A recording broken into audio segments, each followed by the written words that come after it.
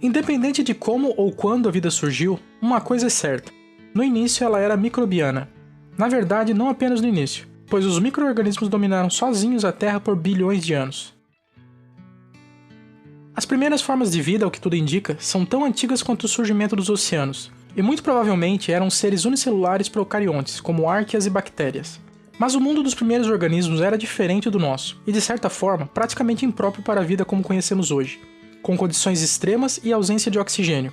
Mas em alguns pontos do abismo oceânico, um tipo bem específico de vida pôde florescer, graças a um fenômeno chamado fontes hidrotermais.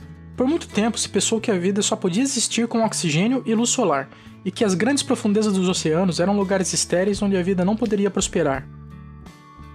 Quando as fumarolas submarinas foram descobertas em 1977, com um complexo ecossistema à sua volta, se supôs que os seres que viviam ali, incluindo animais, haviam migrado da superfície, se adaptado a essas condições extremas e sobreviviam graças à neve marinha, que é uma chuva constante de partículas orgânicas, compostas de restos e micro-organismos como bactérias que caem das partes mais superficiais do oceano. Mas com o passar dos anos e os estudos que foram feitos, os cientistas descobriram que na verdade esses ambientes são mais complexos e incríveis do que se pensava. De forma geral, os organismos das profundezas oceânicas se aproveitam da chuva de detritos orgânicos que vem da superfície. E fora dos ambientes onde se encontram essas fontes hidrotermais, é assim que eles sobrevivem. Porém, se essa fosse a única fonte de energia nos ambientes de fumarola, a densidade populacional seria muitas vezes menor, assim como é em todo o resto do fundo do oceano. Apesar das condições extremas, de pressão, falta de luz e temperaturas muito altas da água que sai das chaminés, em contraste com a água congelante do fundo do oceano, as fumarolas são um oásis nas profundezas, onde a vida é surpreendentemente abundante e variada. Mas por quê? As fontes hidrotermais são resultado de fendas na crosta terrestre ligadas a vulcões ou limites de placas tectônicas, onde a água do oceano penetra, é aquecida geotermicamente e é expelida novamente devido à pressão, carregando elementos químicos no processo. Os cientistas descobriram que as bactérias que vivem nas fumarolas são quimiotróficas e não dependem da luz do sol, pois obtêm energia por um processo diferente, a quimiossíntese.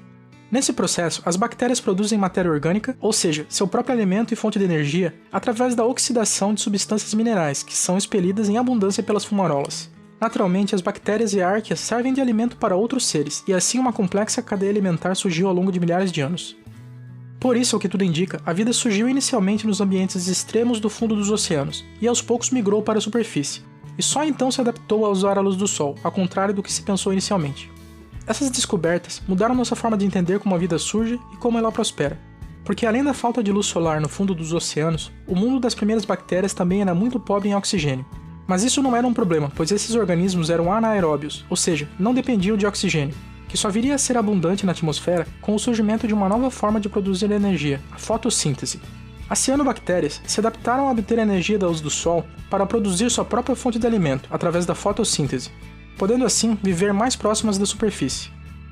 Essa nova habilidade das cianobactérias permitiu a elas se adaptar tão bem que sua população explodiu, e os níveis de oxigênio livre na atmosfera produzido por elas subiu tanto que causou mudanças climáticas, e a extinção da grande maioria das bactérias e arqueias anaeróbias, para as quais o oxigênio era tóxico. Essa gigantesca extinção em massa, conhecida como catástrofe do oxigênio, proporcionou que organismos aeróbios prosperassem, equilibrando os níveis de oxigênio, possibilitando assim o surgimento da vida como conhecemos, incluindo nós mesmos. Os micróbios dominaram o planeta por bilhões de anos, e de certa forma ainda dominam, e os registros fósseis mais claros que temos deixados por eles são chamados estromatólitos, oncólitos e trombólitos. Alguns chegam a ter mais de 3,5 bilhões de anos, e são estruturas fósseis sedimentares formados por tapetes microbianos e registram a atividade fossilizada de colônias de micro-organismos, muito provavelmente cianobactérias de bilhões de anos. Portanto, é possível que a vida nas fumarolas das profundezas oceanas seja ainda mais antiga. Esses fósseis são importantes porque com eles podemos ter uma pista de quando a vida surgiu. Por outro lado, o estudo das fontes hidrotermais é fundamental para entendermos como ela surgiu, pois esses ambientes são, de certa forma, janelas para o mundo dos primeiros micro-organismos há bilhões de anos atrás. E é curioso como esse é o ecossistema que conhecemos há menos tempo e, ao mesmo tempo, é provavelmente o mais antigo de todos.